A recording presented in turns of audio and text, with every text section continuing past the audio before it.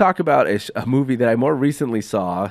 There were really four big movie holiday releases this year, which was Nosferatu, which was the Dracula story. There was Sonic. There was obviously A Complete Unknown. And then there was Mufasa, which I have not seen. But something about the live action Lion King is it's like seeing the Planet of the Apes movie. It's like it just doesn't feel real, and it's kind of creepy, a little bit. You got to get over that hump of watching like talking animals and stuff like that, and not feel like you're watching a really really good rendition of Homeward Bound. I went to go see, talking about talking animals. Sonic the Hedgehog is a little bit easier to digest. So, Sonic, I have an interesting relationship with Sonic because I was not a Sega kid growing up, right? I was a Nintendo kid. I was a Mario kid. So a lot of the allusions to the video games to me were very much limited to the limited amount of time I played Sonic on other people's systems.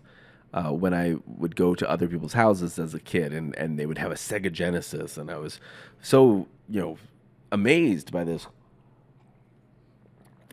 system. I was like, oh, you have a third button on your controller? Holy crap, right? And I would see Sonic, and I never quite understood why Sonic was popular, because when I tried to play it, and even now, I'm very curious with Sonic Mania that's coming up, or that came out rather, that this franchise, for all intents and purposes, continued to make games. I don't think the popularity, I think this is a fair assessment, I don't think the popularity of Sonic necessarily went up from the apex it was in the 1990s. I think it kind of gradually declined as it kind of went through the era of like Sonic CD and Sonic and in the Dreamcast and that kind of, and when Sega fell off a cliff after the Dreamcast, I think Sonic did too, until Nintendo kind of picked up the licensing from Sega and started putting Sonic in other kind of Nintendo games, and I think it started gradually improving again. I think that's a fair assessment. Sonic diehards, don't come at me, right? This movie, though, when it came out, there was no Sonic 1, that is. There's no doubt in my mind that this movie was either directed, was either going to go in two directions. One, when they first came out with that animation style for Sonic 1, and Sonic kind of looked a little bit creepy, right? If you don't know what I'm talking about, go look it up. Like, they had the first revision of Sonic, which was horrendous, right? Who looked like a blue monster, a blue meanie from the Yellow Submarine, right? And they fixed him to make him look a little bit more like the Sonic that we know, right? We knew the movie had some chance, right? Because video game movies, I think in the past, I don't think that's the case anymore, but they have a tendency to be like, they're going to be bad. Spearheaded by the 1993 Super Mario Brothers movie. Generally speaking, video game movies do not do well, right? It's only been recently as, like Uncharted has kind of done well. The Sonic movies done well. The Mario Brothers movie has done well. The Minecraft movie, I'm sure, is going to do gangbusters coming out soon. And so I didn't see Sonic 1. I didn't see Sonic 2, but I knew the popularity was huge, and the comparison was always against Mario versus Sonic, which movie is better. They came out kind of concurrently. They came out subsequently, a year after Sonic 1. I think Mario Brothers movie came out. So again, this kind of old rivalry that happened in the 90s was happening currently, right?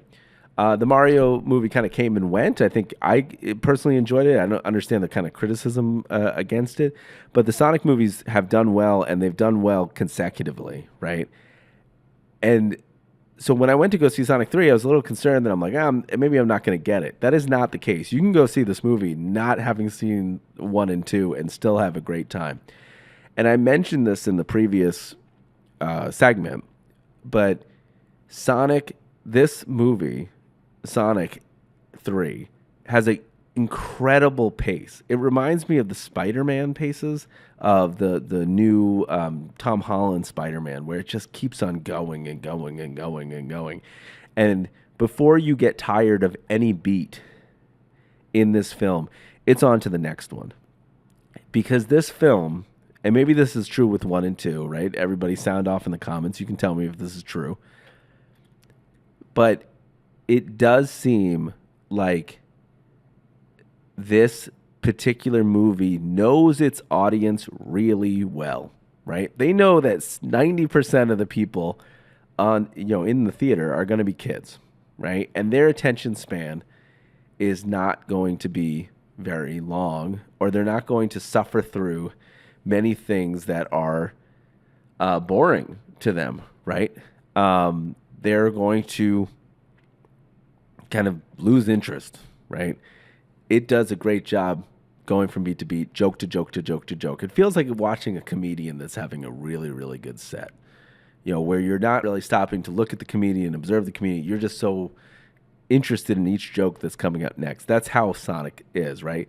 Sonic's sarcastic, sardonic kind of attitude reminds me of Spider-Man a little bit. It's kind of seems like it's modeled after that. But also the cast of characters around him, especially Knuckles and Tails, right? They complement his personality a little bit. They give it a little Star Trek vibe of Kirk, Spock, and Bones a little bit. Not quite the same personalities, but that trio is a really good trio to have. It doesn't. What I'm trying to say is that the pace of the movie doesn't suffer. It's not long in the tooth or kind of overindulgent, or they don't rely on voiceover to get a lot of the exposition out or anything like that. They just keep on going. They don't suffer the same problem that like If had. The movie If last year, the John Krasinski, Steve Carell venture. That movie was top heavy, right? And we talked about this last year. It was top heavy, and I think it kind of let children's minds wander, right? And they didn't captivate them right away. Sonic doesn't do that, right? Even the fight scenes I was kind of impressed by, because I think in a world where we're all conditioned by Marvel films, that the fight scene goes on so long, right? Only rivaled by Gods and Generals 45-minute battle scene. If anyone gets that reference, sound off in the comments, because that movie was so long it had an intermission. Even the battle scenes are short, sweet, and concise, and they move on. And it's easier to kind of take in, right? At first, I was a little bit freaky. At first, I was a little bit kind of worried, and I was a little freaked out because they have a sequence where they're jumping out of a helicopter, and you can see the camera kind of start to shake, and that is a little bit hard to take in. Didn't experience that throughout the entire movie. It was just an easy, pleasant, great watch. Jim Carrey performance in these movies, I guess, and I'm curious to go back and watch 1 and 2, is excellent. To me it's perfect casting, right? Because so much of Sonic and so much of this franchise hit its apex in the 90s, right? And one could also argue that Jim Carrey probably hit his apex in the 90s, right? And continued to kind of be in and out of public light, right? For certain, things or whatever. It's interesting to see him kind of flourish in this role and have that connection back to the 90s still. It's a perfect role for him. He plays himself and he plays his grandfather, Robotnik. In the film, it gives off not only a 90s vibe being attached to Sonic, but it also kind of like throws back to the same actor playing two roles, something you'd see like in The Nutty Professor in 1990s. So I thought in the 1990s, I think that was brilliant. But his personality, you watch these films much less for the interaction of Sonic. You really watch these films for Jim Carrey's ridiculous characters. You watch this for his depiction, his 2024, 2025 version of his stand-up act in this movie. He plays a eccentric, crazy, over-the-top, absolutely wild archetype in this film, and he brings that character, which was wacky and crazy anyways, in the video game, but he gives him such charisma and life in this performance. So hats off to Jim Carrey, because that he makes these movies watchable, and they're just they're very funny. They also weave a lot of jokes that are honestly going to go over any kind of kid's head into this movie. So it's not like something that's completely catering to kids. Adam Schwartz, his improv skills and stuff, and his performance playing Sonic is very, very good. He weaves in jokes left and right. I think they kind of use a template that Deadpool's kind of set out, where they can be kind of real. They can kind of break the fourth wall a little bit. They can kind of play around with the format and be goofy, because they know, and they inherently kind of know that they're in a movie. So they use a little bit of what Deadpool kind of introduced in 1, 2, and 3, and they kind of insert it into this movie. For me, separating Adam Schwartz from everything else he's played is a little bit difficult, because in my mind, I'm listening to Sonic and picturing John Ralphio from Parks and Rec.